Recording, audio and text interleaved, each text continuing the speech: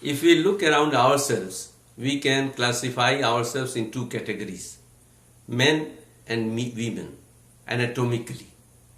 But if we look deeply, we will find that we are also similar. Men and women are also similar in the sense, if you look at the brain, which is the most vital part of the body, which guides our functioning, that also is similar. A neurologist will say that it is similar in everybody. One part of the brain is responsible for the emotions, the other part of the brain is responsible for the reasoning. Agreed? Agreed up to this point, that all of us have the same hardware. Men of one type, women of the other type. But what about the software which is lying in the mind, that brain? Is it the same?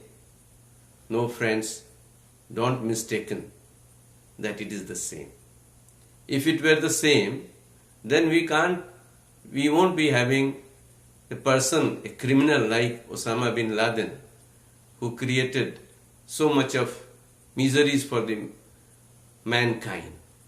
And on the other hand, we could not have a Prince Siddhartha, 2600 years ago, in the villages of India, who saw an old man, a sick man, and a dead man, and understood that these problems could come to him also, and wanted to know the answers for sickness, old age, and death. And he left the home and later on became the Buddha, the enlightened one.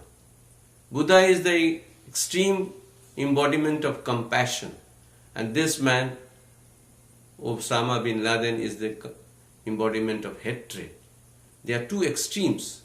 It is only because of the software in the mind. So, and that software in the mind creates our thought process. It has been very well said that we are what we think. And therefore, if we think in a positive way, in a pure way, definitely our character is going to be there. We will be able to handle the life in a different way. And this is what the Buddha also tells us in the Dhammapada. In the Dhammapada, in the first verse itself, he says that the mind is the forerunner of everything. Everything in this world is made by the mind. If someone thinks or acts from an impure mind, suffering follows in his life. Suffering follows in his life just like in a horse cart, the hoof of the horse is followed by the line drawn by the wheel of the cart. They will never part each other's company.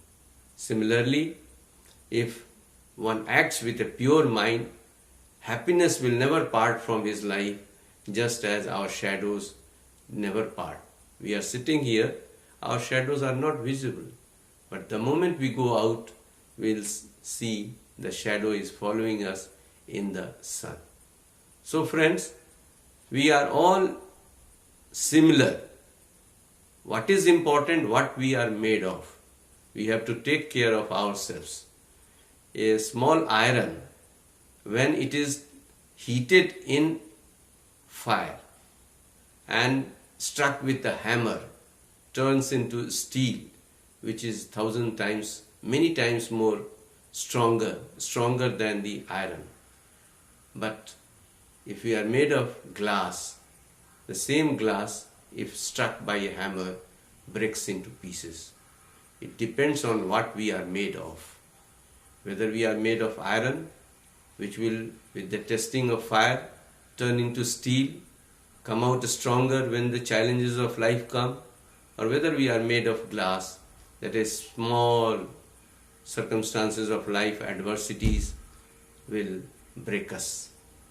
Whether it will make us or break us will depend on us. And that is what the Buddha says, you have to be your own light. Atto dipo bhava. You have to be your own light. We'll talk about that light in the next episode.